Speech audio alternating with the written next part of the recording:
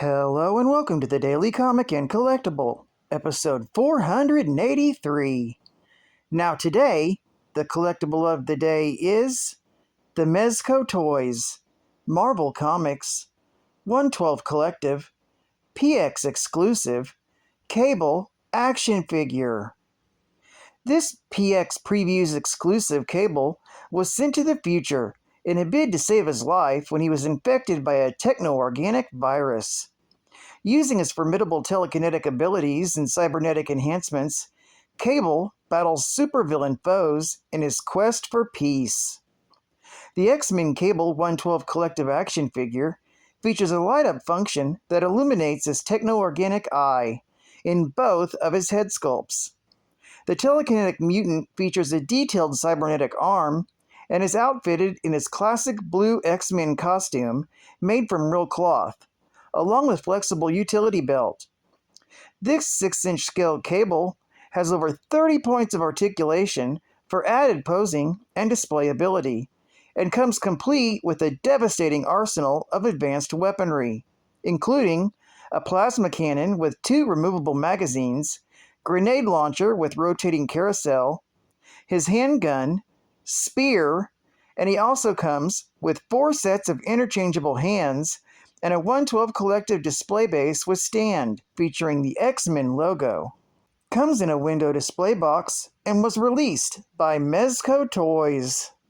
Now, the comic of the day is Uncanny X-Men, Volume 1, issue number 294, with the cover date of November 1992. This is part 1 of the Executioner's Song event, with story by Scott Lobdell, art by Brandon Peterson, and cover by Brandon Peterson. This issue is titled Executioner's Song, Part 1, Overture.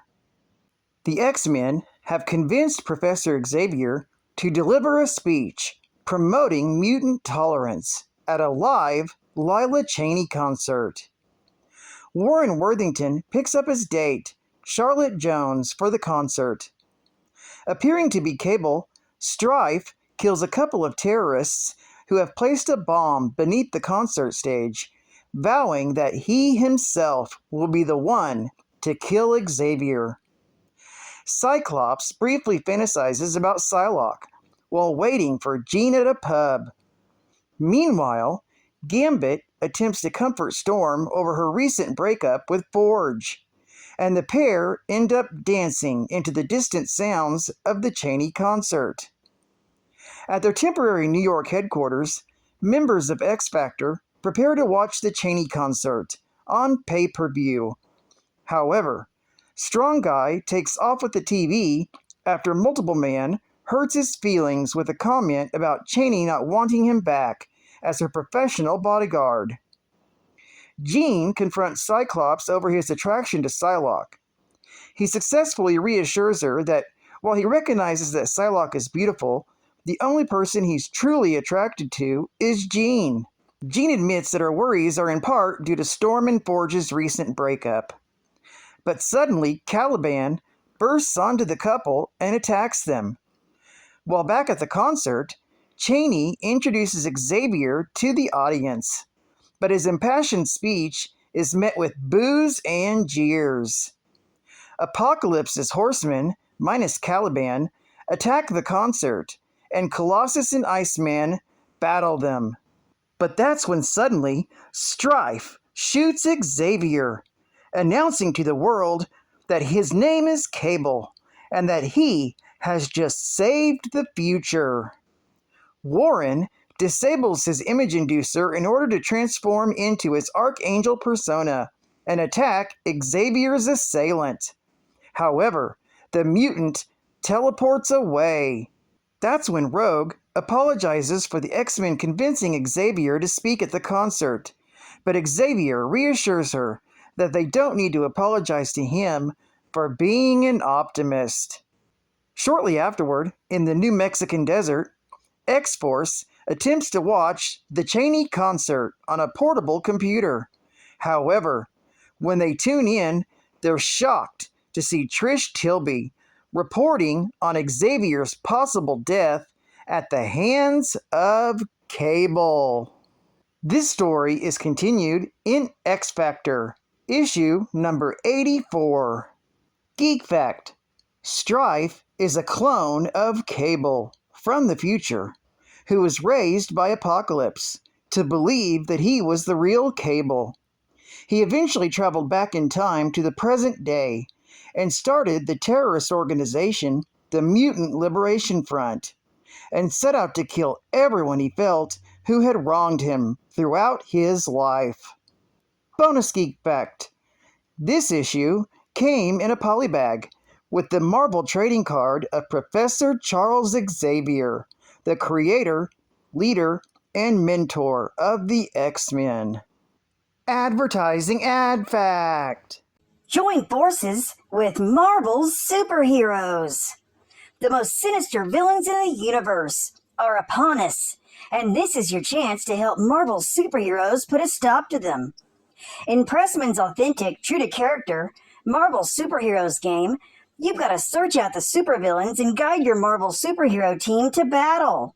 These Marvel superheroes, including Spider-Man and Captain America, have joined forces with the Uncanny X-Men, Wolverine, Cyclops, Storm, and more, in a game against the most notorious Marvel supervillains, including Magneto and Doctor Doom.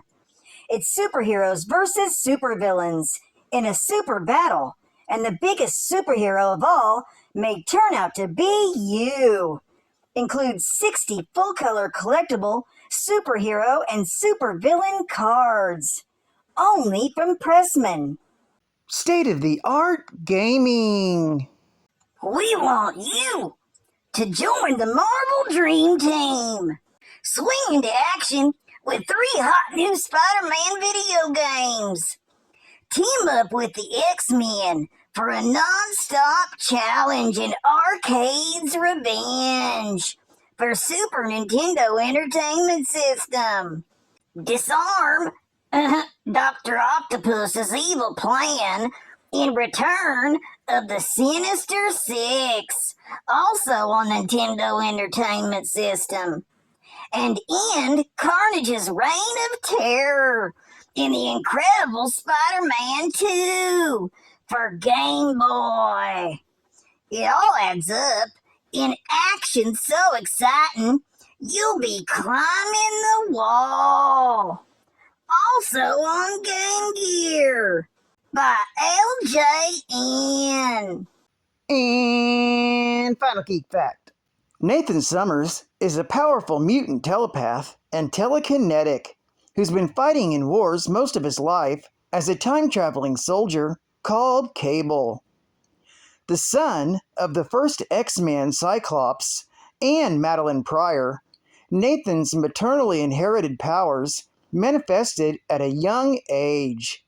The circumstances of his birth were machinated by Mr. Sinister to create a living weapon against Apocalypse, which resulted in his mother's descent into madness and death after learning her place in the plot as a clone of his eventual stepmother, founding X-Man, Jean Grey.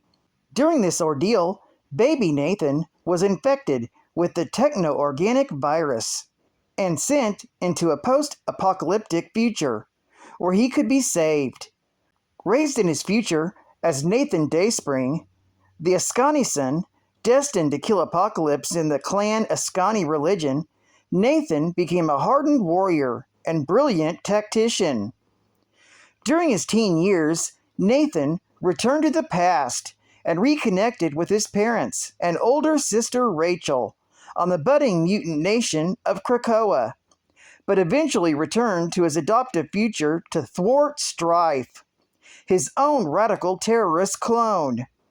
After decades of struggle, Nathan traveled further back to a period closest to his original departure.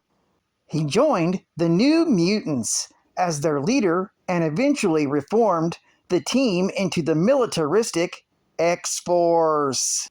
Well, I'd like to thank you for joining me for another Daily Comic and Collectible, and I hope to see you again tomorrow. This is Cat Fan Comics Man, and I'll catch you on the flip. Over and out.